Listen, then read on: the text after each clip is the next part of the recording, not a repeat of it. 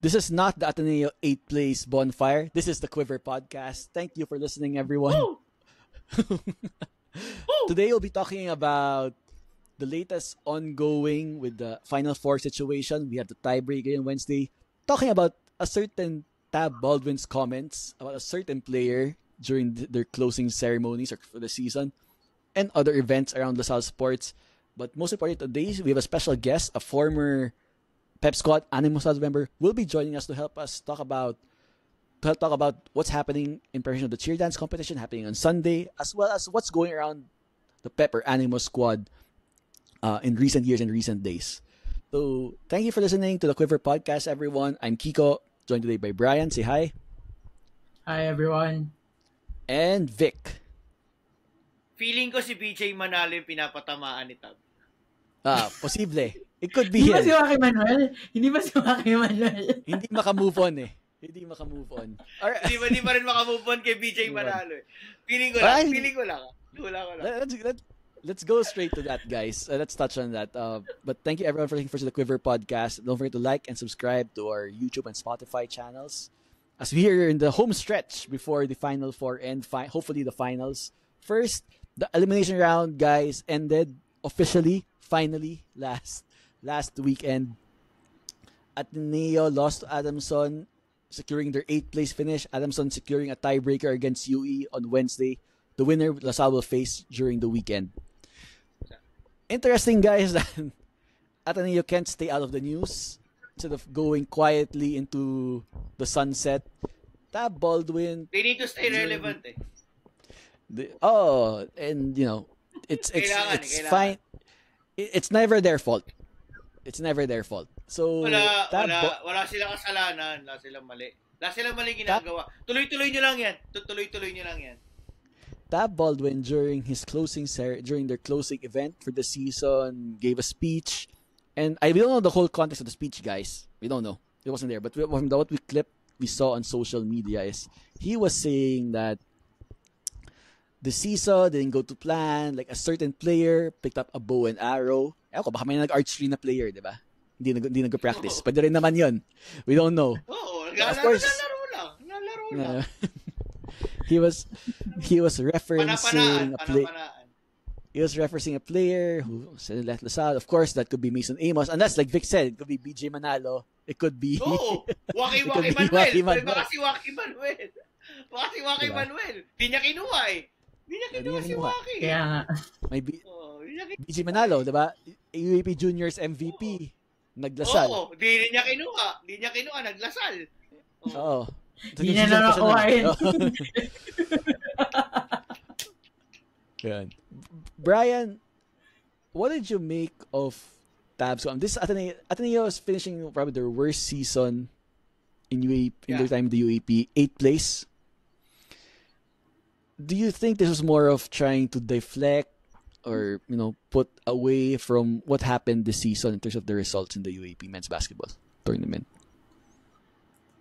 Possibly. There are many times for him to have said that, pero umabot sa 4-10 finish and 8th place for him to bring that up, diba? So it could be sour graping in a way or whatever, trying to salvage some pride. Kasi sabi niya nung una it wasn't an issue, and then suddenly, sabihin natin valid man siya o hindi na reason as to their decline. We wouldn't mind at all. Pero yun, konting hirit lang. And actually, ako okay lang sa akin na sabihin yun eh. It means the rivalry still means something to the communities. Kasi ayaw naman natin magmukha na parang wala siyang bearing. Tayo, we're quite happy na we finished the eliminations number 1 tapos sila number 8. I don't think it has happened at all in the UAAP, diba? Na ganyan. So, for us, we would say that, and if they would say something on their side, okay lang din. We wouldn't lose sleep sa opinion ng 8th place. And I guess that's how I would like to take it. Vic, we know Tab is a good coach. You wouldn't finish 4th in the World Championships or in the World Cup with New Zealand if you weren't a national coach, right? But this season hasn't really gone to plan for Ateneo for one reason or another. And I don't think even Mason Amos staying would have made a difference for them. What do you make sense of that or Tab's comments? Oo. I mean, ano naman eh. Unang-una, totoo naman talaga. Kahit mag-stay si Mason doon, I don't think it will change a thing on their fortunes this season. So, I'll be straightforward na kung ako si Mason, tapos nakikita ko ganyan yung tsura ng team. I mean, kahit ako, mag-iisip ako umalis eh. Kasi ang tanong ko sa sarili ko, anong future ko on this kind of a team moving forward? Parang, kahit next year let's see, di ko alam kung may mga, except for the Phil 4 na residency ngayon sa kanila. I'm not too sure kung sino pa yung dadagdag. Unless they get a game changer. Kaya ang sabi ko nga after all these years, so parang, how do I say this? Kasi 'di ba dati ang narrative, ang galing mag-develop ni Tab. I mean na develop niya si Nieto, si Asistio, si Mamuyak, si Isaac Go, 'di ba? Parang sobrang bango eh. Sobrang bango ng narrative na 'yon for how many years eh. And ako naman, I still believe na no matter how good you are in developing, getting good recruits in a deep talent pool na nag-gel kasi hindi ibang usapan din yung kuha ka ng player. I mean getting good players that will fit in your system, it still helps you win games and win championships later on. So alam mo yun, dun siya lumabas ngayon na with the type of roster that they have. It also didn't help na yung mga may eligible pa sa kanila hindi na naglaro ng final year. I think the Titan Boys to eh. Yung mga Titan Boys si Balungay, si Gab Gomez, tsaka Jared si Brown. Jared Brown, 'di ba? So they lost continuity. I don't know what's happening in there, pero kung ano man yan, tuloy-tuloy nyo lang yan, I'll be honest. I won't complaining. Back. Yeah. Tuloy-tuloy nyo lang yan na palagi kayong ganyan. But, yun yung dun. It's just, for me, parang trying to deflect kung ano talagang problema nila. Kasi for sure, Tab knows what's going on. Tab knows kung anong problema meron sila. And no matter how he hides it, lilitaw yan with whatever results you have on the floor, which is for this season they finish at 4-10. Yeah, and to give to Tab's, Tab's style is really, everything he does is really calculated. Everything says to the referees, everything says to the media. It's always a purpose, being an experienced coach like that. So I think this is, if it adds a bit of fuel to beat LaSalle next year for his team, for the community to beat LaSalle with this Mason Amos transfer, he's gonna use that to next year. If it'll help, it'll work. That's yet to be seen. So we will. It can only do so much, to be honest. It can kahit anong isaksak mo sa utak mo yung talunin niyo si Mason. Kung wala ka materyales, wala mangyayari sa'yo. That's all. Speaking of Mason Amos, he was part alongside KQ as our two representatives. We have two national team members in the recent FIBA Asia qualifiers window. They both didn't see the court against New Zealand, that big win against New Zealand. But they showed up in blue, unfortunately, against Hong Kong, and they got playing time. KQ finished with 8 points, 5 rebounds, 4 assists. Good contribution. Mason Amos, 3 points, 2 rebounds, 1 assist. One of the things KQ said, Brian, was he was always one that, even though not playing against New Zealand, he said, I had to be ready in case Coach Tim calls upon me to contribute in the Hong Kong, and which is he did. What did you make of his performance and Mason Amos' performance earlier? Or during the past games? Nung game nila against Hong Kong, I like that they had the urgency to move around. May awareness din sila on the court. Kevin Kiambao actively went for yung rebound potential. Pumapasok yung shot, so parang nanegate na din. I think his first bucket was off a miss. Kai Soto, attempt na he cleaned up. Kasi he was already going for that scrap sa second chance points, which is obviously also one of the things our Green Archers are good at. So innate na yun, but he brought that to the table. Then Mason Amos, when he came in, he got some looks from 3. Fortunately, may pumasok ng dulo of a Kevin Kiambao assist. So that was nice to see, and maybe let's hope we see that next season as well. Let's see what Kevin would have to say about that. Pero yun, pakonsuelo na lang din siguro sa mga atingista na naka-blue si Mason. That's the last, that's the only time they will see him in blue now. So, enjoy it. Diba? Pero yun, I like, ang gusto ko is system player sila for Gilas, which means that they will be the same as well in Lasal. Tipong they have the individual skills, but they are willing to sacrifice their ego or their personal glory. Kasi ang hinahabol naman natin at the end of the day is yung collective glory. Pag nag-champion yung team, mas masarap yan kaysa kung mag-MVP ka or ikaw yung 3-point top scorer sa league. Yung whatever, kung ano man yung individual merits na pwede nila makuha along the way. If wala yung championship, yung gold medal, yeah, it's not as sweet. Vic, how important or how valuable is this experience playing? You didn't play against New Zealand, but being among national team pool, playing against Hong Kong in the FIBA Asia Qualifiers. How important or how valuable is this for KQ and Mason in their development, and how will it affect our Final Four, push? Sa akin, I won't focus on the development, but skill-wise, But ako mas gusto ko mag-focus doon sa fact na dito iba yung status ni Kevin. Sa atin kasi he's your star player. Pagdating sa Gilas, siya yung pinakabata na, let's face it, yung last guy na bubunutin ni Coach Tab sa rotation. Yung situation na ganun, I'm hoping na gutom si Kevin pagbalik ulit sa atin for the Final Four game on Saturday. Kasi alam mo yun, parang ano rin yun parang hindi ko tatawaging rest, but more of sa kanya yun parang magandang realization sa kanya na sa atin, he has all the playing time sa national team. Parang he's still trying, kahit star player siya sa atin, he still has to prove himself pagdating sa national team level.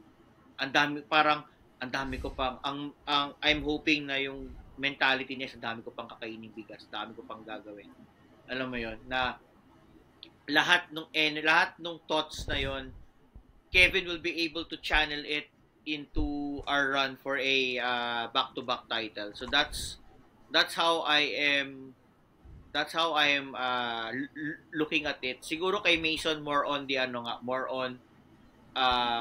nga, yung team play, yung opportunity. I guess confidence too, Vic, no? I'm in this pool. Yeah. Yun siya, yun yung I think kaya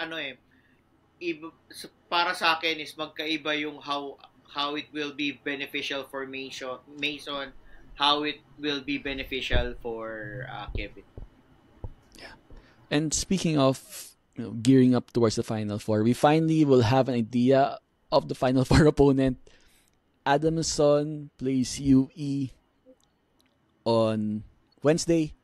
We face the winner of that game on Saturday. We've talked about in previous episodes our preference. Do we play Adamson? We play UE. We found the answer to that. The good thing is, guys, is we know now seeing the schedule that we play on Saturday. It wasn't that too long a break. It wasn't too far off from the other teams, right? So that's a good thing. Brian, do you think there will be a factor that, in terms of the scheduling, where our potential opponent plays on Wednesday when we play Saturday? Is there a rest factor that they're a bit more, warmed up into game shape? And us coming off a longer layoff, will that be an issue for you? I think may konting concern lang going back to some of what the fans were fearing. Nabanggit ko sa previous episode. Kasi with this playoff game ng UE and Adamson, everyone else coming into the Final Four would have won except tayo. Kasi talo tayo sa NU. Yeah. But then the winner of the playoff obviously would have won this game. UST won their last game before the Final Four. UP also won their last game before the Final Four. So, may ganyan in the mindset. But that's, yun na nga, ang counter-argument dito is, ang tagal na niya nangyari. That, kung tutusin, ang dali na rin kalimutan. The players had the camp among themselves, and we also saw Kevin play against Hong Kong. Kaya pa naman niya umiscore. Buti hindi sa QPAV yung galaro against Hong Kong. Or else, baka hindi pumasok yung mga trust niya. But, kidding aside, I think, wala na sigurong factor sa atin. It's more of we just get to see how UE and Adamson play. And kung pagod sila, kasalanan nila yun, they have to improve on their fitness levels. Kasi our team will come into this game fresh, hungry, and looking for a way to come into the final strong. And that's the only way they can do it is to win the first game back convincingly. So yun yung nakikita kong mindset. So we're hoping for a 20 overtime game on Wednesday. Hopefully abutin sila ng Thursday para pagod sila for Saturday. Pwede, 6 overtime. 6 overtimes. Na with siguro with a courtside brawl, 'di ba? Para may mga may ma-thrown out. Suspension. Puro technical foul kasi kada time na mga score sila, taunting. Yan, that's it. Vic, is there a concern about Adamson or UE, the winner will have some momentum going to our game? Oo naman. Ano yan that's sakto lang yun Wednesday to Saturday, sakto lang yan. So, medyo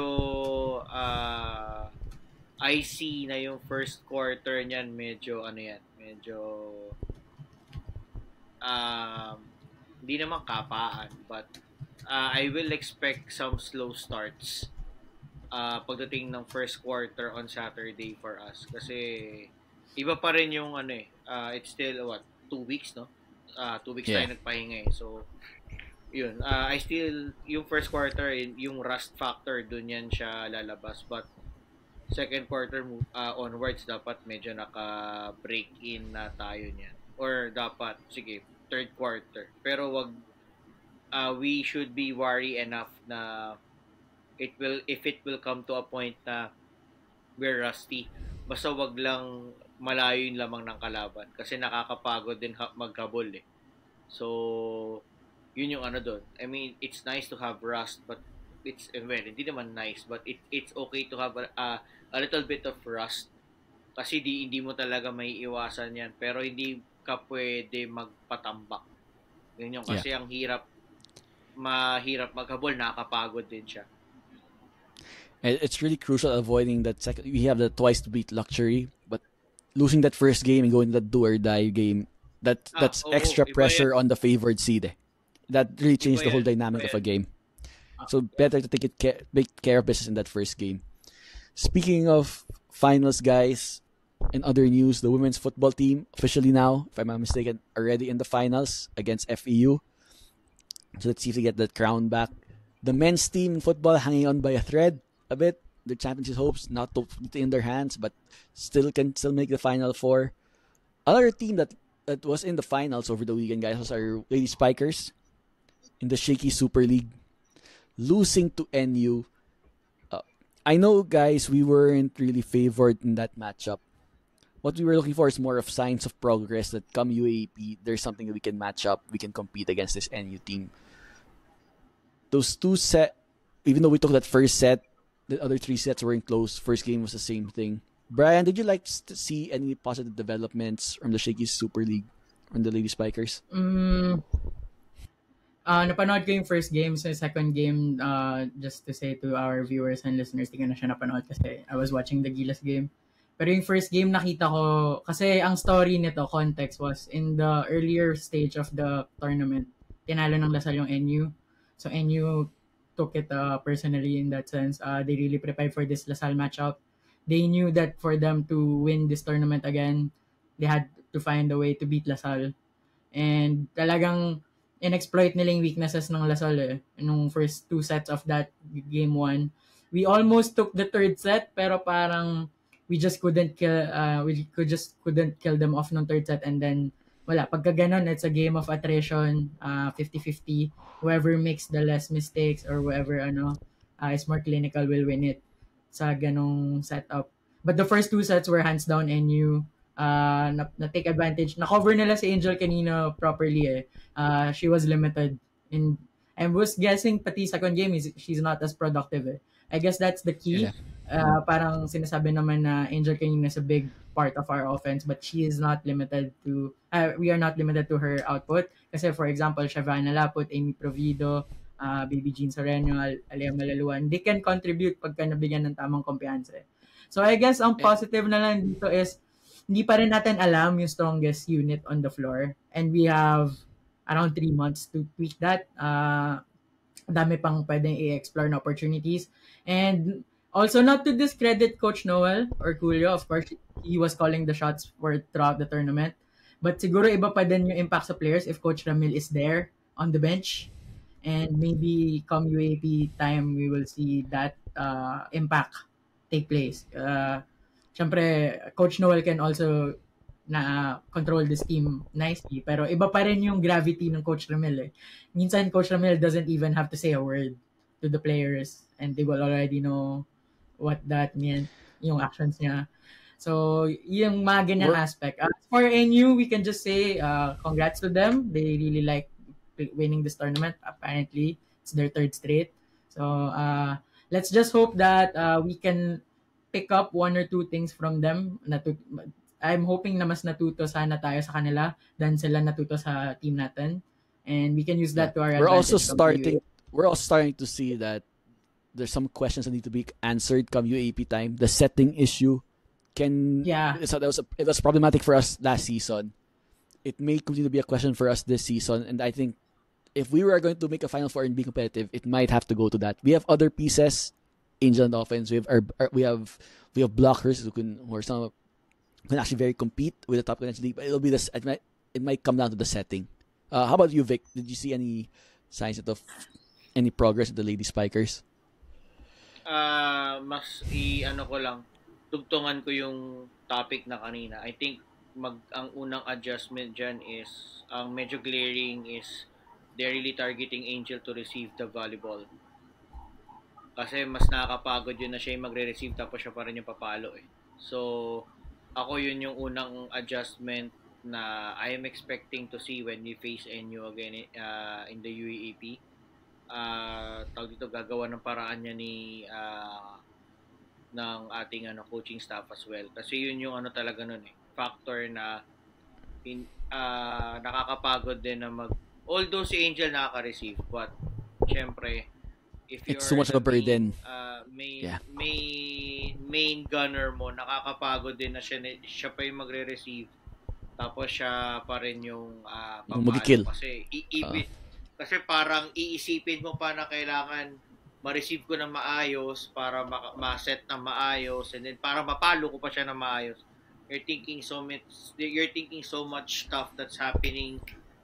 Kasi yun yung receive, set, palo, ang bilis na nun eh.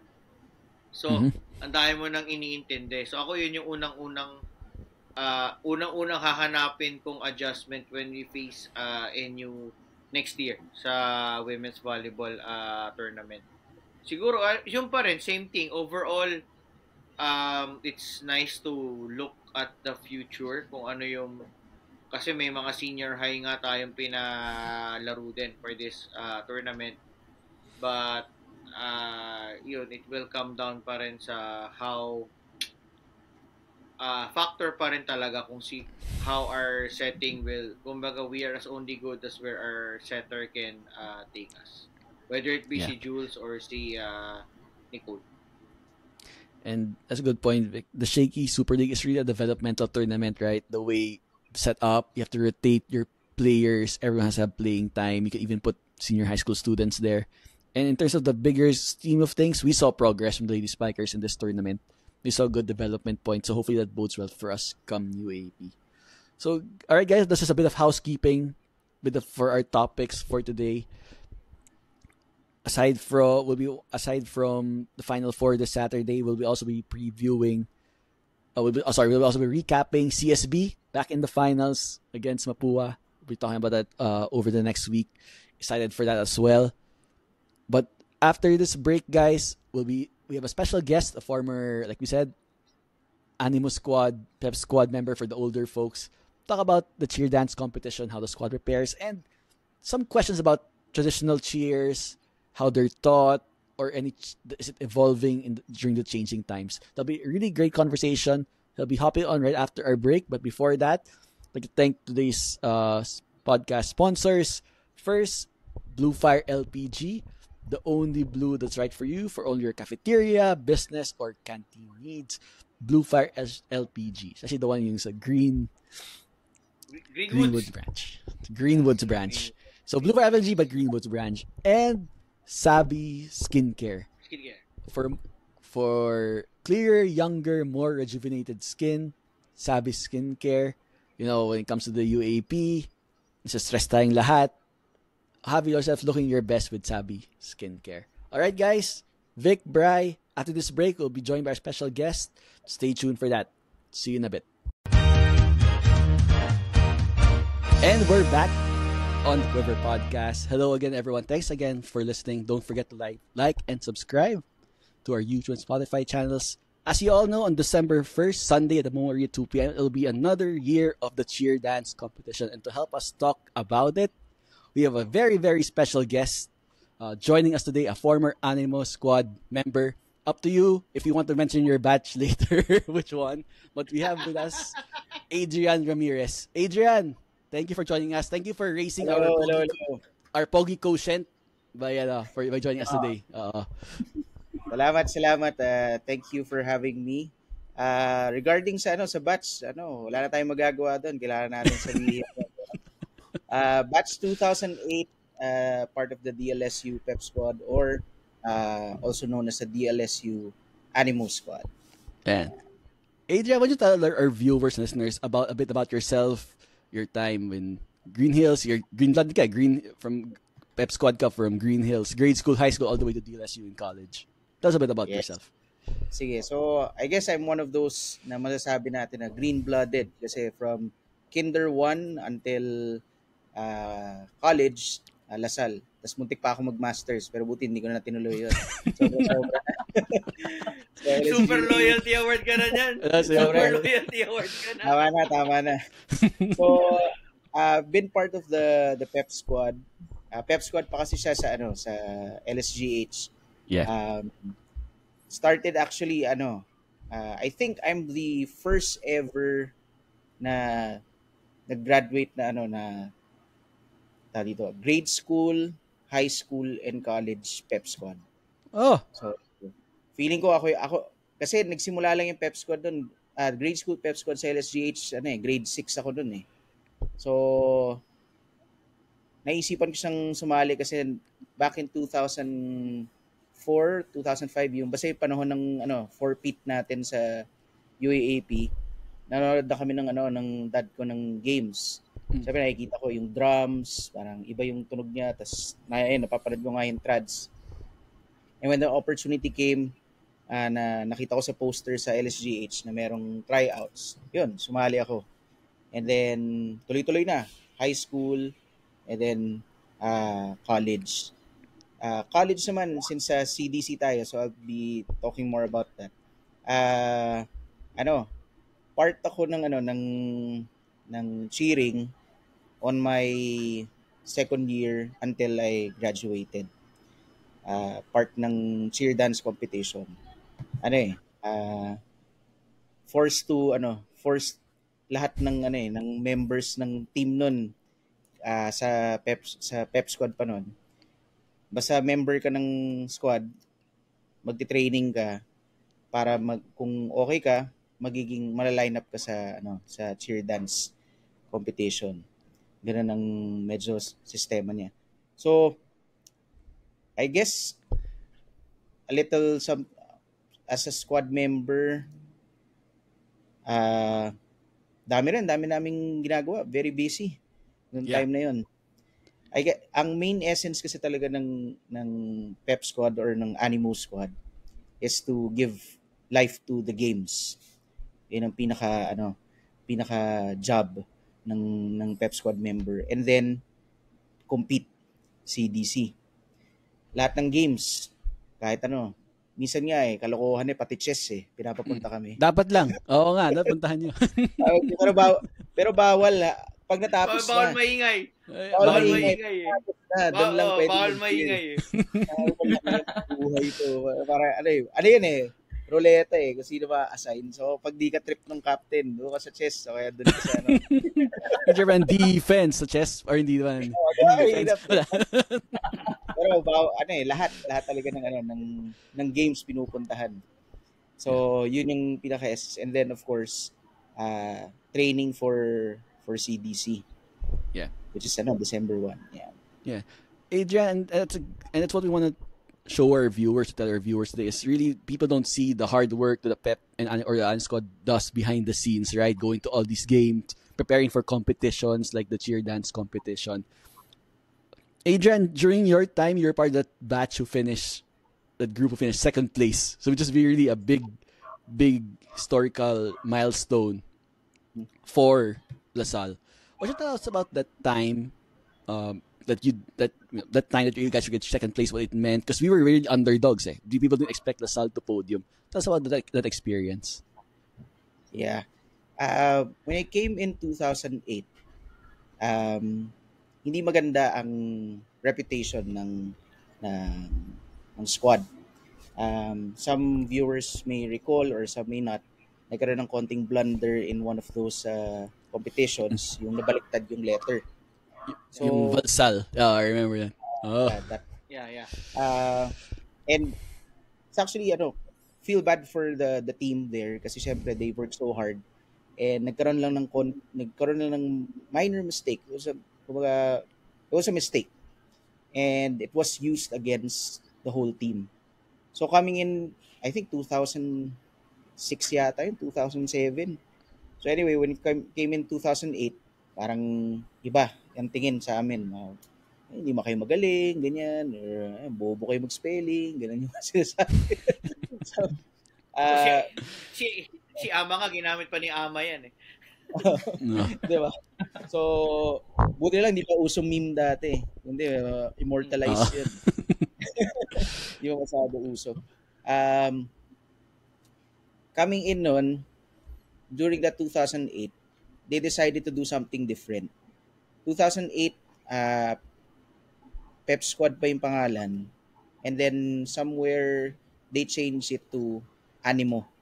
Animo White, Animo Green. So, parang dalawa. Yung Animo White, sila yung mga nagko-compete. Then Animo Green was just yung mga nag-games, halftime, and everything. Ganun pa rin ba system ngayon, Adrian? Or ngayon, may division. Okay. May division sila ngayon. Which is may mamaya, pag-usapan natin division nila. But ngayon, during that time, kinuha yung mga iba't iba. LSDC Street, yung street dance, yung jazz, yung pinagsama-sama, and then mixed with Pep Squad. Yun yung naging theme. But after, hindi rin masyado nag-fly kasi syempre hindi rin sanay sa cheer dance yung mga dancers. Okay, so I think what changed noon na pumasok yung National Cheerleading Championship na organization sa Philippines. Mga mga Americans so mga elite na mga cheer stunts na trainers. So they trained coaches or they trained members, mostly mga alumni ng LaSalle kasi ang nagdala nun Lasalista siya ang parang nag-sponsor ng NCC. So mga nakuha, mga former members ng LaSalle. So one of those coaches napunta sa amin noon was si Andrew Garde and si LA. Coach LA Garcia. Mga addict mag-gym So ang gagaling nila magbuhat. So kaya dinala nila sa LaSalle. I guess one of the advantages ng LaSalle dati sa Pep Squad, puro lalaki pa ang mga members. So syempre, ego lifting, palakasan, yun yung naging strength. So we competed 2008, 9, 10. Nandun yung skills, nandun yung skills na kulang. Pero kasi dahil nga siguro lalaki yung coach, walang kulang sa, kulang sa spice. Yeah. Kulang sa, sa creativity, kumbaga. That's when 2010, pinasok nila isang champion coach from the NCAA sa Perpetual, si Coach Rufa. Ayan. So, madami talaga siyang championship sa NCAA cheer dance. Multiple championships talaga siya. So, pumasok. And doon nagkaroon ng yung parang missing piece ng squad. Creativity, skills, and overall experience. And talaga nag-benefit kami. Kitang-kita naman sa naging result, which is in 2011. Yeah. Adrian, but now we'll see the Pep squad, or Animus squad, sorry, is past 3 years, they finished 7th place in the cheer dance. Good thing there is Ateneo finished 8th place all those 3 years. So may konting consuelo all those years. I'm sure the rivalry extends there. Yun yung inaabangan natin kung asan sila. Yun naman yan. Pag nakita mo, okay, pwede na. Yan na, pwede na. Ayos na yan, sige. Bare minimum. Help the viewers and listeners understand, Adrian, what the challenges are. Do you think 7 ang hina, but it's not that simple, diba? What are the reasons you see that they finish in these kinds of places? What I can see bakit sa 7, number 1, the other schools are really recruiting mga gymnasts, kasi they really spend money, I guess, sa pag-recruit ng mga gymnasts nila, kasi ang labanan talaga sa cheer dance competition yung gymnast Pag magaling yung gymnast sa babae at saka lalaki din, madami talaga silang magagawa. So kumbaga, that's one. I guess then evolution din ng coaching. So mas experience yung mga coaches, naglilipat-lipat din or nagkakaroon din sila ng training sa ibang bansa. Oh, wow. So talagang that's one of the reasons. I guess pinaka-obvious doon, I'm sure napanood nyo, NU squad. Talagang bago sila kinuha ng SM, basketball team nila at saka cheering nila, wala silang wala silang pupuntahan, di ba? Pero the moment na naging part sila ng SM Foundation, talagang they recruit yung mga gymnasts galing sa mga probinsya, o kaya kahit bata pa lang, parang ginugroom nila to be part of the squad. Yeah. Vic, I have a question on LaSalle's recruitment in terms of the Pep squad or the Animus squad.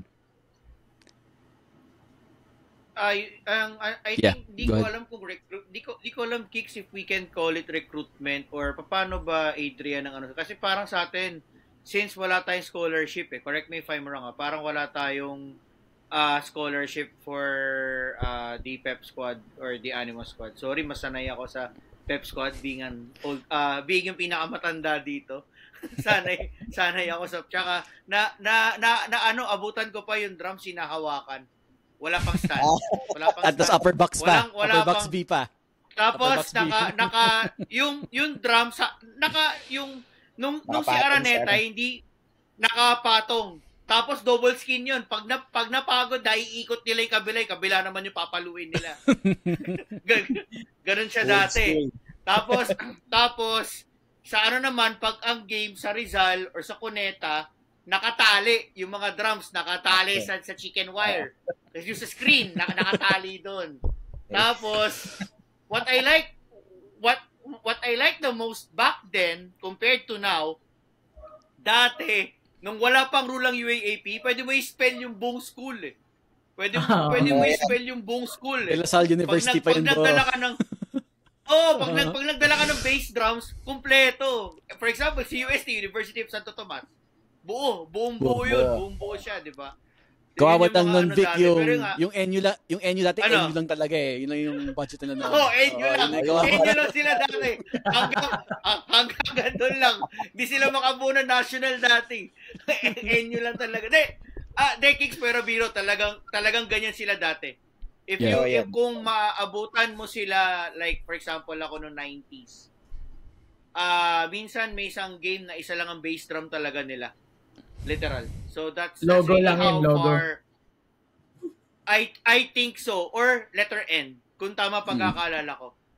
So they really ako mismo yung saksi na paano sila nag-evolve then and now. Yun talaga, sila yung clear na ano. But, going back dun sa question kay Adrian, pag may nagta-tryout ba, ano yung mga what are those characteristics that you look dun sa mga nagta-tryouts? For example, magaling ba magsayaw, magaling ba, anong type yung una yung tinitignan when you have these tryouts? Ano ba, drummers, dancers, do you segregate them when you have tryouts? Paano yung process overall? During our time, sa lalaki wala masyado. Sa lalaki. Tapos kaya mo ma-survive yung trads tsaka yung tryout period, pasok ka. I think sa girls, during that time, number 1, titignan ito. Yeah. Oo naman. Yeah. Face value. I mean, hindi, baka ma-cancel tayo dito. Hindi sa pag-ano, di ba? Hindi talaga, pero biro, baka may mag-comment sa atin bigla na we are judging people by the looks. But, hindi naman sad to say, but it's the reality of it. Diba, no? Parang ganun siya, Adrian. Kahit hindi naman sanang lalait tayo ng mga itsura ng mga tao, but it is what it is. Talagang ganun yung ano nila. Sige, Adrian, go ahead. Yun. So, I guess, yun, sa mga babae, number 1 ito, yung tsura, and then physically fit, kasi syempre, it's a demanding sport. Syempre, pag may background sa cheer dance or cheerleading, okay yun, maganda. Plus factor. Plus factor kung may mga skills. But then kasi, merong philosophy noon sa squad na if you have the right attitude, okay na yun. Because skills can be taught. Pwede maturo. So yun ang naging niya. Titingnan. Now, since segregated na kasi, merong competition team. Yung mga nagi-games, they are called Yell Commanders now. And talaga? Buhay pala yan ulit, yung term na yan. Oo, binuhay nila ulit. Kasi yun ang tawag sa Pep Squad dati, Yell Commanders. The original name. Yes. Yeah. Yes, that's the original name. Yep. Yell Commanders. And I think it's nice that they brought it back, yung Yell Commanders. So sila talaga yung mga nag-games ngayon. Oo. Sila yung mga nag-games together with our drummers. So yun, hiwalay ang training nila, hiwalay yung training ng drummers, hiwalay yung training ng competition team, hiwalay yung training ng mga Yell Commanders. So ganoon ang kumbaga recruitment ngayon. Right. And Brian, I know LaSalle's big about being, diba, traditional. I know you have a question about that for Adrian. Yeah, before I ask my question though, dahil nabanggit yung tryouts, naalala ko kasi nung Frosh ako 2011. I tried out for both, kaya alam ko yung hirap. Di ka tinanggap ni Adrian. Cheer dance and yung drummers. Parang ewan ko kung nakita niya ako kasi iba nature ako nun yun sa ngayon. Basta ganun. Ibang-iba na. Nandun pa ako nun. Pero pag-graduate na ako nun. Yeah, so iba yung training na nun. Parehong mahirap, pero pareho ding late. Kaya eventually sabi ko, magsusulat na lang ako. So nag-TLS na lang ako. Pero ito, something that I really liked, and actually kaya rin siguro ako nag-tryout. Kasi rich nga yung tradition natin, kaya siya trads. Kasi diba, traditional cheers. So, as far as I can see, pag CDC routine, di siya nawawala. And I actually like that sa atin. Kasi regardless of kung ano man yung place, parang may identity siya eh. So parang sa atin, paano ba natin ini-incorporate yan? Regardless of anong team. Kasi diba, every competition, iba-iba yung team. But it always stays a routine. So, parang pinapahalagaan ba siya in that way? Or talagang, how do you package it to performances? I guess sa CDC, Um, ano rin siya I think requirement din siya na may parang cheer part, parang crowd chant na may involve ang drums. And we're lucky na established na yung mga cheers natin. So, na-incorporate siya ng mabuti sa mga routine. And with the question na how important is trads, for me, ito yung life. Ito yung pinaka heart and soul of the squad. Di ba? Without the trads, kung puro lang tayo cheer dance, it defeats the purpose of why the Yell Commanders or the Animo Squad was built or was started. So very important talaga yung trads na yan. And ako din, happy pa rin ako kapag naririnig ko pa rin yung trads. Iba pa rin eh.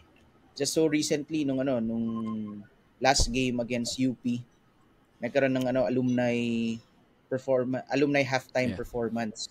Yep. So ano 'yun? Homecoming para sa akin, 13 years in the making. Bumalik ako sa squad. Sabi sa akin, ba't ngayon ka lang bumalik? Sabi ko, kasi feeling ko ngayon, kaya na ulit ng tuhod ko. Yun. I was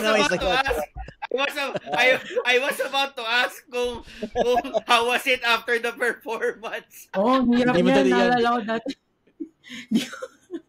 Naka-yellow. Pag nabuo ko yung Recticano, masaya na ako. Buti na lang. Medyo mas in shape na ako this past 2 years. Yung mga nakaraang taon, sabi ko, puti, ayoko, mapapahiya lang ako. So this year, sabi ko, okay, medyo kaya-kaya na. So, okay naman. It was a good experience. Good time for us to also reconnect with the squad. Kasi coming from the pandemic, medyo nawala yung connection ng alumni with the current squad. Ano yan parte ng tradition talaga yung second round halftime performance ng alumni. Throughout the years, kahit nung rookie ako noon, second round, pero it was always against Ateneo. Napansin ko nga yan. Oo. Okay. So second round, Ateneo kalaban, alumni performance yan. Kasi malapit na rin kasi siya sa cheer dance. So, correct. Para mabigyan ng time yung cheer dance team to prepare. Yun nga lang, this year, parang hindi daw worth it na mag-alumni performance. walang nanonood sa kabila nun. Wala ka nanonood sa kanila. Sayang effort Adrian kung doon kayo nag-perform. Lahat, other side, bakante yung Ateneo side. Well, di natin sila Pwede ka na umupo doon eh. Pwede ka na umupo doon. Kaya nga, pwede ka umupo eh. Sabi ko para panahon lang yan. Dati, naman. Sila yung mayabang eh. Tayo wait, tama ba? Naalala ko, dati meron sila yung Blue Eagle na mascot pag second round. Parang meron. Yes. Meron sila. Ngayon, naging Gold Eagle beer. Madami na rin eh. Uminom muna. Kung Vic, naalala mo dati, sobrang nakakatawa yung mga halftime against Ateneo. Kasi dati, hindi pa pinagbabawal yung taunting eh. So, sobrang laugh trip yung mga halftime dati. Palaging may skit dati. Palaging may skit. Oo. Naalala ko dati, may napanood ako, mag-aaraw, haharap sa Ateneo side. Tapos yung mga Ateneo, umurahin doon. Pati Adrian, ko na rin since we're on this topic, although mamaya may section tayo for the pace ng mga trad cheers, pero isingit ko na rin dito. Dati, if you recall, pwede ka mag-L-A-S-A sa harap ng kalaban na crowd. Hindi lang Ateneo, basta yung kalaban na crowd, pwede ka humarap dun eh. Until it transformed eventually na bawal mo nang gawin kasi parang taunting siya lumalabas. Bawal. Eventually, eventually naging na siya. KJ joke lang. KJ Oo pero kaya naging eventually nakaharap na sa crowd na lang natin. Oo. Favorite ko pa dati, naka-form ng A yung squad. Tapos Yes. galing sa Tapos may dadaang araw. May dadaang May araw, may dadaang araw. The good old You days will nung pwede break pa the yun. letter A. Dati. Yep. Grabe yung mga halftime na yun dati. Sabi ko, the best eh. Mas dati, I have to say, mas creative dati talaga. Walang limits mapapaisip ka kung anong, yes, walang limit eh. Correct. Wala. I remember one time, Adrian, yung pep squad na yung na yung arrow, nagbunti na yung arrow from yung sa end ng cheer, di ba? Tapos kumamata na ng ulo para hindi para sa yata na. I remember that.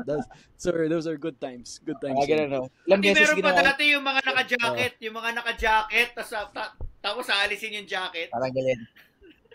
May naka-spell. Ano siya di ba yung may tsaka yung may skit na nagpapanggap na taga Ateneo yata siya kunwari. Tapos pag tinanggal niya yung jacket, tagalasal pala siya. Parang gano'n. So it's nice. It's nice to look back na kung lagi kayong, for our listeners and viewers, kung lagi kayong nanonood ng games, no, especially yung mga way back, masarap panoorin ng halftime. Medyo exciting siya dati. Kasi hindi ko naman sinasabing hindi na exciting today. Pero dati kasi dahil nga sa creativity, hindi mo alam kung anong ipe-perform ng pep squads of both schools eh. Hindi mo alam. Yeah. So kailangan mo panoorin na up to a point na maiinis ka. Pag hindi ka gago to Hindi mo na perk up yung crowd eh na after ng halftime performance, pagbalik ng players, pag resume ng third quarter, mainit pa res yung crowd ng magkabila kasi nga dahil sa halftime performance eh. Kasi nag-aasaran siya. Walang alisan dati eh pag nag-halftime. Bawal mag-CR. Oo, ngayon kasi pag nag-halftime, parang nag-aano na eh, yung CR, Yossi break. Kain. Diba? Yeah. So, Adrian, those antics won't fly anymore sa current UAP, mga ganong gimmick tingin mo ngayon? Mga ganong skit? Ewan ko lang, mga sensitive mga tao. Ikaw naman. Mahirap na ma-post sa Facebook o kaya sa TikTok, diba? Kung pestahan ka. Feeling ko kahit payagan, baka ewan ko lang, tayo siguro mga matatanda, walang pakialam, pero syempre, yung mga bata, baka masyadong gawin natin ulit yung mga dating antics. Ewan ko lang. Masaya siguro sa ating mga alumni, yan, pwede. Pero sa kids, ma-cancel na. Baka ma-cancel na. Cancel tayo. Pero nakakamiss siya. Ako personally, nakakamiss panoorin. Yeah. Before we go back and dive in more on the trads part, fine on the CDC, Adrian, give us an inside look. You mentioned earlier that the alumni pep performs to give more time for the current pep squad to Anima squad to practice for the CDC. Give us an inside look of how the Anima squad prepares for a competition like cheer dance competition. So, bale, sa the difference ng Animo squad sa ibang teams, walang off-season ang Animo squad.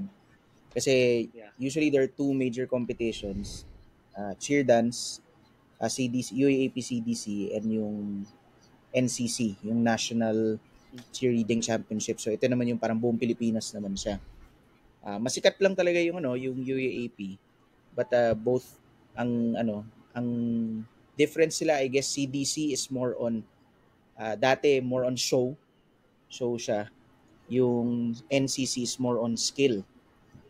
And nangyari kasi, I don't know which year, I think nung nagcha-champion na yung NU, dun pumasok yung NCC sa UAAP.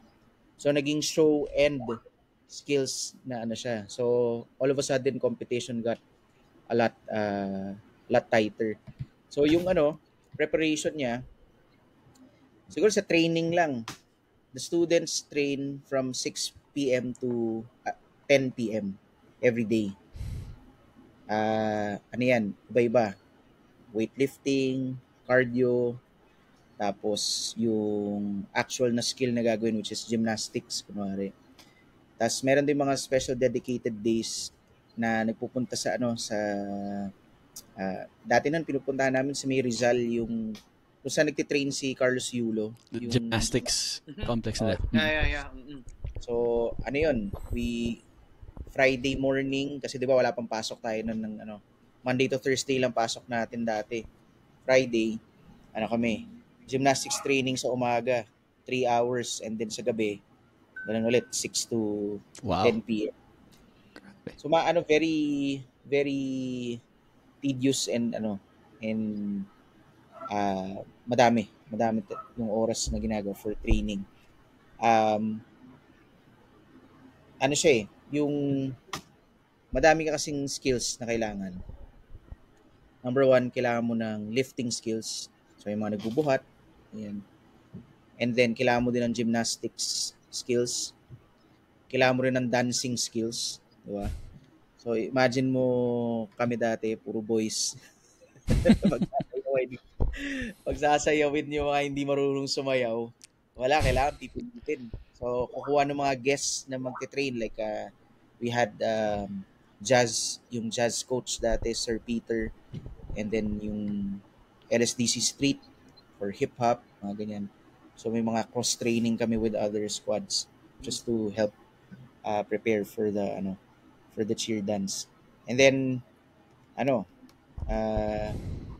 tuloy-tuloy yun until yung culmination ng 6 to 8 months. Ang culmination yun is one event, one performance. So kaya iba yung feeling kapag nagko-compete kasi you only have one shot literally to perform. Ibang sport kasi may let's take it one game at a time, bawi tayo next game. Ito hindi, bawi tayo next year. Pag play ka, putik, bawi tayo next year. So yun yung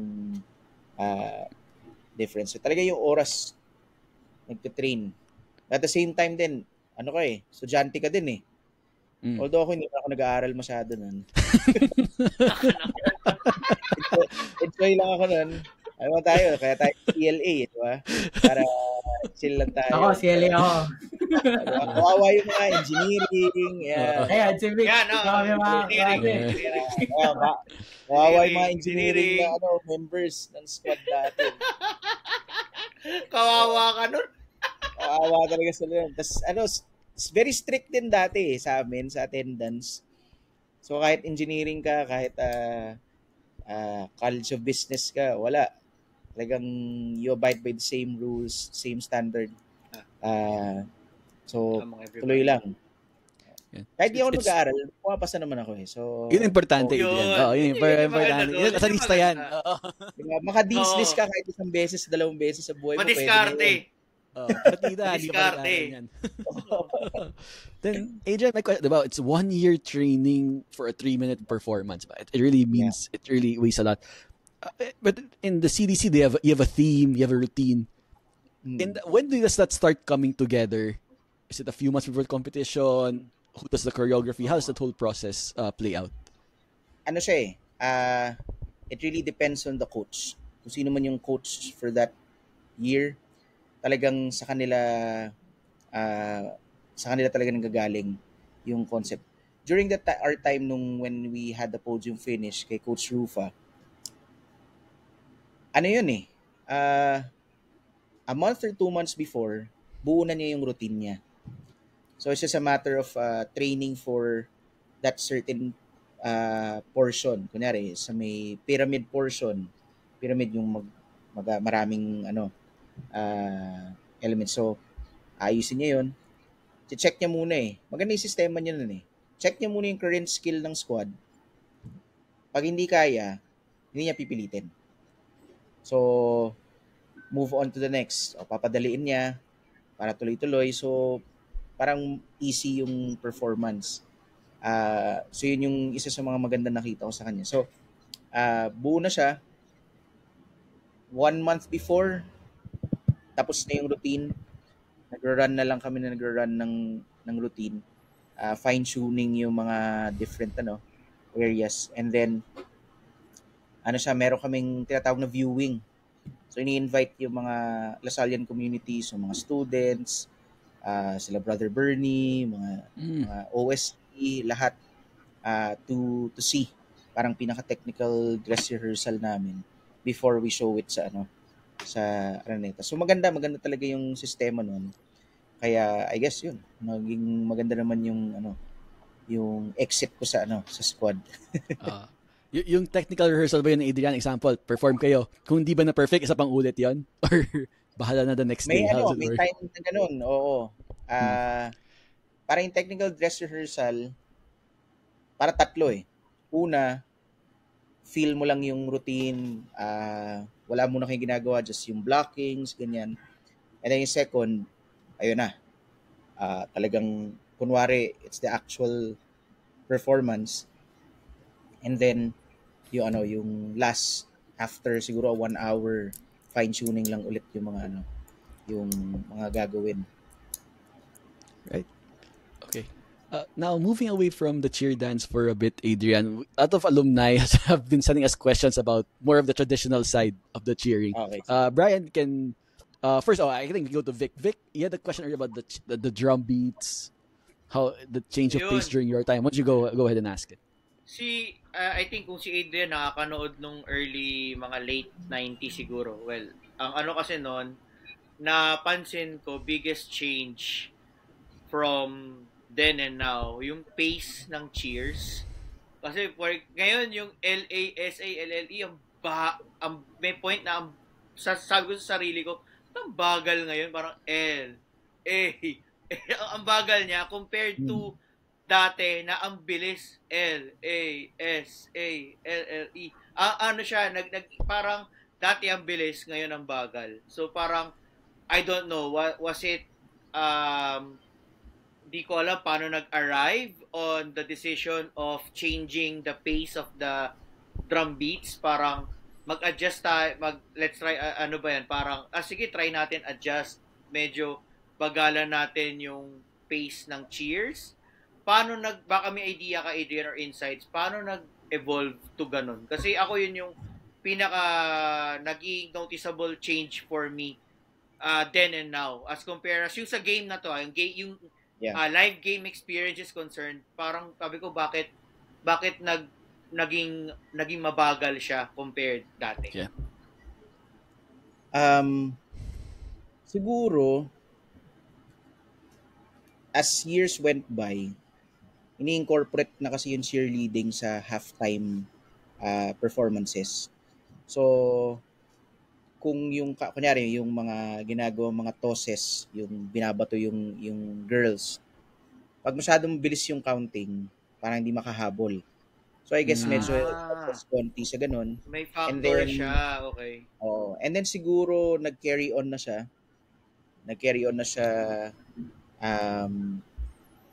throughout the years. I think that's just probably one of the reasons. Kasi naalala ko nga din, totoo yung susayo mo, mabilis talaga ang cheer. Yung kunyari, El Lasal spelling, mabilis. Yung Zama Zipa Zam, mabilis din yun. Yes. Even si Recticano dati, ang bilis din eh. Recticano, ang bilis din nun eh. Pero kung napanood mo yung halftime namin nung sa against UP, pinabilis talaga namin yung Recticano. Kasi pag mabagal, mamamatay yung mga tuhod namin. Kailangan matapos. Para matapos na. Kinausap namin yung brother eh. Huwag masyado baon. Bilisan nyo yung recti Bilisan nyo. Kasi may mga may older pa sa akin kasi na nag-halftime eh. Batch 95 and 99. Wow! Sila yung nasa gitna. Sa gitna yung apat. So, pero kinaya pa rin nila. So, saludo sa kanila. Good job sa kanila. Pero pinabilis namin. Pinabilis namin. Kaya pala. Actually, makes sense. Napansin ko din siya. Sabi ko, uy, parang old school ulit Pero yung Lasal spelling, binalik ulit dun sa parang regular pace nila na medyo mabagal. So, hindi na, madali na wala nang pumps yung nakatayo ka na. Nakatayo ka na eh. Correct. Yeah. Then, there are some other traditions. Yung example, yung tumatakbo around the court, di ba? Ginagawa. Yes. Bago mag-start. Is that something that's still done? I've noticed in some years, minsan nakawala, minsan bumabalik. How does that work? I think nagkaroon ng major disconnect na during the pandemic. During the pandemic kasi dahil nga hindi na face to face, medyo na dissolve din yung members ng squad. And some of the members nung nagbalikan na literally has no idea kung ano ang tradition dati, except for siguro a few members or yung isang coach. So dun siguro nagkaroon ng medyo disconnect yung running. Tawag namin dun 8 jug kasi dun sa cheer natin 8 Lasal. Yeah. Yes. Nung alumni performance namin nung against UP, medyo nahirapan kami ituro dun sa sa mga bago yung yung tamang jug. Kasi never pa nila nagawa sa halftime nila. So kasi napapansin mo ngayon medyo magsiset sila, lalakad lang, ganun. Dati kasi entrance pa lang. Correct. May tumatakbo na. Oo, entrance pa lang part na siya ng pinaka-choreography ng halftime . So that's one thing na we're trying to do again is to reconnect, rebuild the connection between the current members and the alumni community, which was successful. Naging maganda naman yung nagka-connect kami with the squad, and we're excited for what's to come dito. Kasi gusto natin ibalik ulit yung tradition. Kaya may mga changes, there'll be major changes sa squad next year. May na ngayon may hashtag na yun Make the Animo great again. Hashtag Uy, yun. Maganda yan. Maganda. Next year. So, maganda. Led by may mga mga alumni who is directly part ng squad under OSD. So exciting 'yun. Mamaya ko siya, i-shout out ko yung brother natin. Yes, may shout out for tayo para sa iyo, Adrian. Before we go over to Brian on collaborations, we've had some alumni asking in previous episodes here and there saying always wonder how are the Recticanos, Yamaka Dep, all these old traditional cheers, how are they taught to regular students? Does the PEP play a role in that, or is it at OSD? How does that work? Dati, tinuturo talaga. Kahit nung sa LSGH, naalala mo, Kikon, tayo ng, per batch, tinuturo. I think there was a time. May 1 PE class na lahat ng PE di ba? Tinuturo lahat ng cheers. So, lahat alam yung cheers nun. And what I found out din sa LSGH, nawala din yun. Parang tinanggal na sa curriculum ng PE yung pagtuturo ng cheers. During sa Lasal TAF naman, sa LPEP noon tinuturo yung cheers. Yun yung sa akin nun. Yep, sa LPEP. Oo, may portion talaga na sa LPEP. Lahat yun, isa-isa. Yep, sa inyo. Yep. Lahat yung DLS. Nasa handbook yan Nasa handbook din yan. Tinuturo talaga. I guess part na rin ng effect ng pandemic dahil nga yung mga bagong mga bata hindi nila alam, hindi sila naturuan. Kaya nga 'di ba kapag games ngayon, yung mga may alam lang ng cheer, yung mga alumni. Pero yung mga bata parang hindi mo man narinig masyado na nagchi-cheer, hindi nila alam. Yeah. Hopefully part yan ng Make the Animo Great Again na program na mapasa rin sa mga sa mga kids, students. Cheers.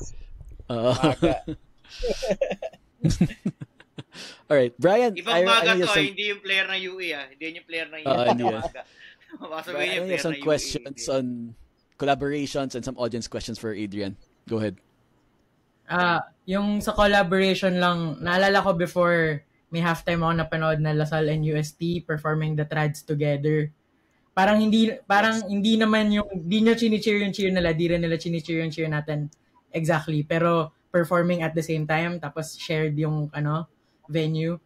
So, parang part din ba yan na medyo nawala na with the next generation, or dahil lang ba maganda yung camaraderie nung captains ng parehong YJ and Animo Squad at the time? I guess siguro yung connection din baka ano yun eh, yung head drummer kasi namin during that time, si Josh Saez, ano, best friend niya yung captain ng Yellow Jackets Okay. during that time. So nag-collaborate. And I think it went for a couple of years, nagkaroon ng ng partnership na na collaborated yung halftime. I think nagkaroon pa nga sila ng parang basketball league eh. So, Oh, maganda yun. ayos. Maganda na game. Pero ngayon parang wala na eh. Hindi ko na alam kung ano nangyayari dun sa part niya. Pero maganda yun na I think that was the only halftime na na-miss ko yung kasama yung YJ. Sabi ko, miss pa akong halftime yung pa sa Joint pa. Joint. Joint. Right. Okay, I think Brian, we have time for one or two audience questions for Adrian. And you go ahead. Sige, meron tayong from an anonymous person kasi marami daw siyang kakilala sa Pep, so baka matira daw siya pag sinabi ko yung name. Pero kilala niya na sarili niya kung sino siya.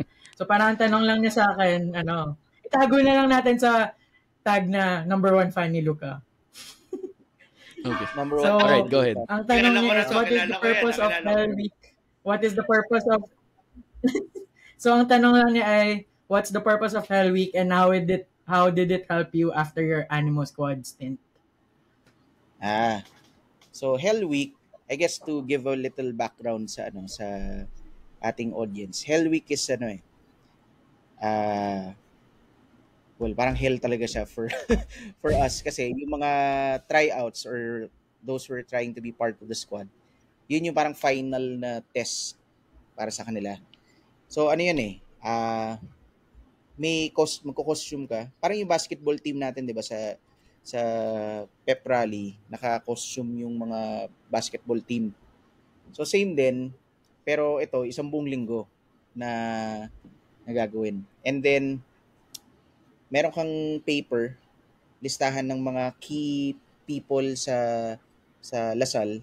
So may mga members, may alumni, nandun din yung kunyari OSD, nandun sila brother, basta nakalagay sila doon. So you have to get their signature. Bago mo makuha yung signature, may papagawa sila sa'yo. Pwedeng meron, pwedeng wala. So pwede sabihin sa'yo, mag-cheer ka sa gitna ng LS walk. Takbo ka doon. Yung pala yun, yes. Oo. Manlimos ka dyan sa may mga, depende. Minsan kapag kupal yung yung signatory mo, or sorry, papagawa sa'yo. But ang purpose nung part na yun is number 1, to get to know who are the key people in the university. To introduce yourself to them. And then also para matanggal lahat ng hiya na meron sa katawan mo. Yun yung, I guess, one of the main purpose nun. Because once you're at the games, you have to communicate with the crowd. Kung mahiyain ka, hindi mo sila makakausap. Pero dahil kung pinagdaanan mo lahat yun sa Hell Week na yun, wala na, kahit sino na kaya mo nang kausapin, hindi ka na mahihiya na magpa-cheer ng crowd. So, isa yun sa sa benefits niya. And how it helped me after the squad, dahil sobrang hirap nung week na yun, pag natapos mo siya, you felt that you've earned it. You've earned your membership. You know what hard work feels like and how you will be rewarded. Kasi after nun, para ka na naging part ng fraternity minus the paddle. Diba, mga lifelong brothers and sisters yung mga kasama mo na up to this time hanggang ngayon talagang since you went through, especially yung batch mo, since you went through fire together in quote unquote, na kayo, bounded by sweat, tears and blood ba? Siguro konti blood, but that's, what I ganun kayo, so bounded siya. So yun yung yung Hell Week. Sino nag-isip nun? Ewan ko. Pero natigil na rin yun eh. Nawala na rin yun eh. Talaga? Oo, nawala I na guess siya. yun nga, with the culture, no, with the generations now, medyo toned down siguro if meron man. Oo, ano kasi yun, kaya tinanggal yun, nagkaroon kasi ng nung national issue dati, na news yun, na yung hazing sa Yeah. CSB. Yeah. Oo, so any hazing like na na activities pinagbawal. So kumbaga kung may any semblance of hazing yung activities nyo, pinagbabawal. I Pwede think kaya sa magawa basketball talaga. yata wala na rin ganun ngayon yung pinagbibihis ng Yes, actually, siya, Adrian, medyo naging, yan, sensitive topic siya in one of the pep rallies that we had. I think, di ko alam how many seasons ago yata yon na yun nga, bawal. Yung mga nag-ano ko cross-dress. cross-dress, Yun, yeah. medyo naging sensitive issue in the university na naging it pave way doon sa mga medyo toned down antics na during, kasi tayo nasanay talaga tayo during pep rally na we look forward to the cross-dressing ng men's basketball team eh. Like sa amin naman sa women's basketball team, for a time yung kami din with yung players namin, we do nag-aano rin sila, cross-dress din sila. Kasi yun nga, parang palitan eh. Yeah, so yun, nagkaroon ng din dyan, nagkaroon din ng heated discussions about, kasi nga, yung mga mga iba na rin yung era ngayon ng mga tao. So, kaya na rin siya. Eventually, yan, na pati Hell Week na damay and the other traditions na ginagawa, eventually yun nga na wala na siya. Hindi na rin siya ginagawa ngayon. Right. Try out Brian? siguro yung ito eh. Oh, go ahead. Yeah, go. Sabi ko, try out. Mukhang nag-try out dati yung nagtanong ng question.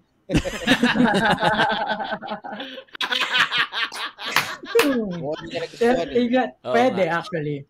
Pwede, Adrian. Pwede. Tingin ko pwede. Pwede nga. Pwede. Yung isang tanong, since na-touch na natin yung old cheers, kasi yun yung ibang tanong eh. So, ako na lang magtatanong. Kasi pag nagko-cover ako dati, may mga moments na parang pag sa ibang kalaban na pep, parang nakainis yung dating nila sa akin eh, bubble. Bubble yan kung gusto ko lang yung mga nanonood. Sa part nyo ba sa Animo Squad, parang may mga nakakaaway ba kayo, nakainis din na from other pep squads, or mas bati ba kayo sa kanila? Ano yung relationship pagka nasa games kayo? Especially pag hindi basketball. Bubble din. Especially pag yung games, yung hindi masyado malakas yung drums or walang drums at all. For example, badminton, yung mga tipong ganun. May mga experiences ba na minsan nagiging heated between the pep squads rather than dun sa players? Well, syempre, forever yan, Ateneo. Kalaban talaga, Ateneo. Hindi mawawala yun. Hindi. Ateneo talaga. Rival talaga natin ng Ateneo.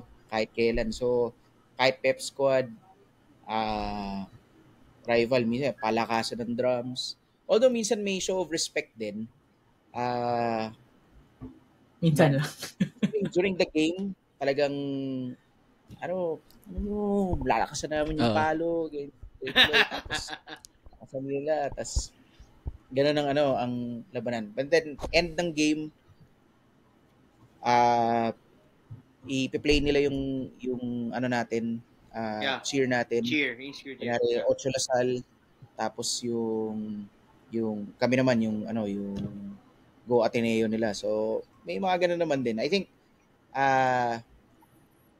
pag rivals, basta meron pa rin may level of respect pa din sa kanila. So, pero sila talaga pag Ateneo, di ba? Sabi niya sa show niya, matalo na sa lahat, wag lang sa Ateneo. Yeah.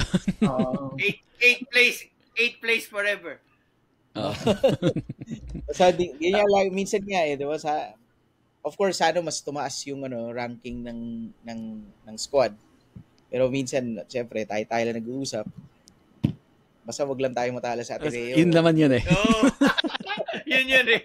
Yun yung, pag nag-ano na Adrian, pag nagre-release na ng mga scorecards, di ba, lately, di ba, parang yung mga scorecards kumakalat na rin sa Facebook yan eh. Yun yung unang titignan eh. Asan sila? Yun naman. Uy, mas taas, yes. Kasi, grabe na ngayon yung grabe na ngayon yung NU, NU, FEU, sila, ang gagaling na nila ngayon. So, sila, pag napanood mo na, layo sa mga bottom na teams. Kaya iba na yung laban natin eh. But hopefully it's something that would change. So, kaya magmamaga tayo next year. Yeah. Maga. Right. Maga.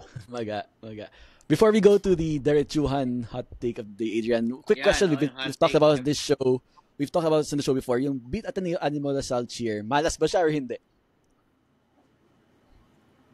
Hindi malas yun. Yeah. Yun. Kung paano yung players natin, paano talaga players natin. Pero, Yun, di ba? Yeah, that's it. Pero if they will make mistakes, wala ka nang magagawa eh. Hindi na nga yata ginagawa yung cheer na yun eh. Pero ang angas nun eh. Gusto ko yung dapat talaga sinubukan this season eh. Para pag nanalo, hindi na malas. Oo. Pati nga wave. Yung season. This season. Para sure. Yung wave din malas ko eh. Nga, yung wave malas, yun sinasabi rin. Malas. Alam mo, pag banu talaga yung team natin dati, lahat talaga sasabi malas. Kahit anong cheer lahat ng pahiyang kailangan. Ma-share ko lang meron dati. Kasi di ba puro talo 2009 yata, puro di ba? 2008. Yeah. Puro talo. 2009 gusto baguhin yung jacket namin sa Pep Squad. Kasi ano yun eh. Parang pag ganun siya yung design, green tapos may black. So parang malas daw kami kasi parang arrow pointing down daw yung itsura ng jacket namin. Malas daw. I think I heard that. Way back. Parang, naalala ko yan. Parang lahat na lang lahat na lang malas. Lahat na lang nakita, no?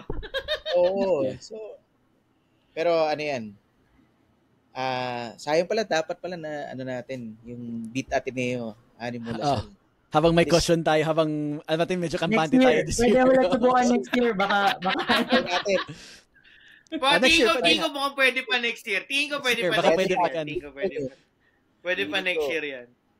May kumbaga, gorjado si bahay next year. Meron tayong Cortez at saka meron tayong Baklaan. Cortez Baklaan eh. Saka Mason Amos. Mason Amos. Yan. Baka si Mason pa mag-cheer niyan. Baka si Mason pa unang-unang mag-cheer niyan. Next year. Si Mason unang-unang mag-cheer niyan next year. Last Ateneo Lasal na game, meron dalawang part ng crowd na parang gangrene din style sila na sila yung nagsa-start. Pero kolokoy, sisigaw nila parang nag-free throw Ateneo. Mason Amos.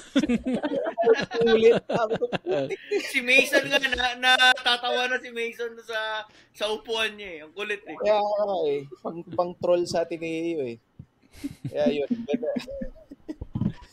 Yun, konti na lang yung ganun eh. Konti na lang yung mga ganung fans ngayon eh. Oo nga. Yeah. Hopefully nga makabalik Adrian when you're starting to bring back traditions, makonnect yung mga old school with the new school. Hopefully that's the things that we get to see. Yeah, it's more fun that way in UAP. Adrian. Lalo na kapag nananalo tayo. Ayun, most importantly.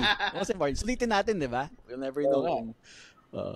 Okay, Adrian. Our Diretsuhan hot take topic of the day. I'll give you a few minutes to talk. Brought to you by Blue Fire LPG. So, Adrian, lumapit sa iyo yung UAP, si Brother Bernie. Adrian, good morning. Ayan, sabi ni Brother Bernie. Yeah, good morning. Good morning. Good morning.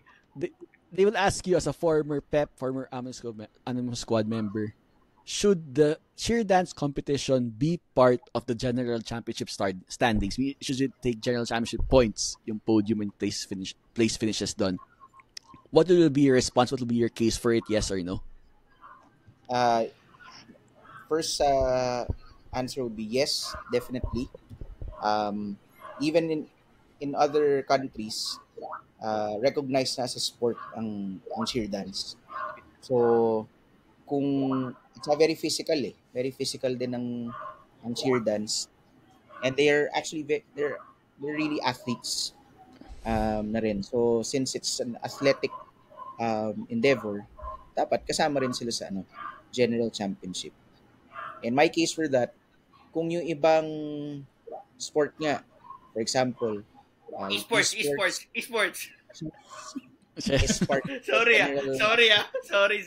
Yeah. Diba? So, Go ahead, Adrian. why not the cheer dance? Kasi rin it pulls a lot of eyes for each schools, di ba? Abang na abang talaga ang mga tao sa sa CDC once a year, di ba? Yep. I guess yung top drawers ng UAAP is men's basketball, women's volleyball, and cheer yung dance. CDC. dance competition. So, kahit 1 point lang siya, doesn't matter as long as ma-recognize siya. That would be a big boost to the morale of those who are competing. Yeah. In that case, Adrian, does the UAP need to standardize the rules? We were talking with Vic and Brian earlier that si basketball may FIBA rules, di ba? Si football may FIFA. Is there an organization that the UAP needs to standardize its rules for cheer dance to make it a certain sport? Because we do our own rules, diba? So UAP to tweak the here and there, diba? With input every year. Ngayon kasi ang UAAP cheer dance is supervised by the National Cheerleading Championship or NCC. Hindi ko alam championship o NCC. So, mga yan mga certified by the International Cheering Union sa US and so may mga certifications. So standardized siya. Merong clear na na parang judging. So very formal ang So I guess ang kulang na lang talaga is is adding it to the general The official sports. The official sports. I think that's the only thing missing. All right. Okay. Thank you, Adrian, for that take, for the Richuan hot take today. Thank you, Adrian, for guesting. Quickly, before we go to the shout-out portion, prediction for the cheer dance competition for Lasal. Siyempre. Sorry, Adrian. 2 questions. Ranking. Will be higher than Ateneo? And ano yung ranking? Yun yung 2 questions natin. Sige, game. Siyempre, higher than Ateneo tayo palagi. Yun. Tama. Yun. Diba? Hindi pwede. Ranking natin, champion. Champion. Yan. Champion Positive tayo. eh. Kung hindi mo basta, Positive tayo. kahit kung sa puso natin mag-champion tayo. But, dalawa lang but yung then, competition natin. Tayo at saka Ateneo, tapos champion tayo lagi. champion tayo. Champion tayo. But, with all seriousness, siguro, I don't know kung ano yung where the squad is right now. But I hope they improve from last year. So I wish them good luck. I wish them na no injuries or no major injuries before the competition. So rooting for the squad. So para sa akin, best effort nila, champions 'yun para sa puso ko, para sa kanila. Ayan. All right. So stay tuned for the cheer dance competition. We'll be recapping it here on the Quiver. Adrian, hopefully you can join us again when we do the recap with one of your teammates. So we look forward. Best of luck to the Animo squad. And we're really excited, Adrian, about that plan to yung maga nyo. Make the Animo great again. Bring the old school. I think that would be the best for the community. Really get the alumni and students involved together, right? Yeah. So, Adrian, before we let you go, thanks for joining us again. Any shout-outs or any plugs you want to make? The floor is yours. I-shout out ko yung yung ating yung magsi-spearhead ng MAGA or Make the Animo Great Again next year, si Mikael Piñamente. Siya ang bagong program head ng Animo Squad. So he's doing a very good job now. And then also ang kanilang team manager, ayan, si Martin Benedicto. Ayan. Tapos 2026 is actually the 100th year anniversary of the DLSU Yell Commanders Pep Oh, Squad. wow. Yeah. So we're preparing for that as well. So kaya exciting times for the squad and honoring the tradition of 100 years of being part of the games. And then of course ang aking batch 2K8 sa Animo Squad. Musta kayo? Yun sa akin. Thank you for having me. Kiko, yan, Vic. Ayan, Brian. thank you. Yan, thank you, Adrian. Thanks, and thank you Adrian. for all the service you've done to LaSalle. Even now at Alumni Castle, giving back to the Animo Squad. So let's all stay tuned for Sunday. Don't forget to like and subscribe to the Quiver podcast on YouTube and Spotify. We'll be recapping on Wednesday. We have a special preview, Final Four preview episode releasing later this week on Thursday. We'll be recapping the Final Four game on Saturday. We'll all be watching and finding the cheer dance competition on Sunday on our Monday episode. So guys, like and subscribe to follow Quiver. Don't forget. Adrian, thank you again for joining us. Hope to see you soon again. Alright guys, let's get this right this time. Magkasama tayong Pep Squad eh. So, Yeah, alright. Alright. And 1, 2, 3. As we always say, Animo Animo Lasal! Lasal!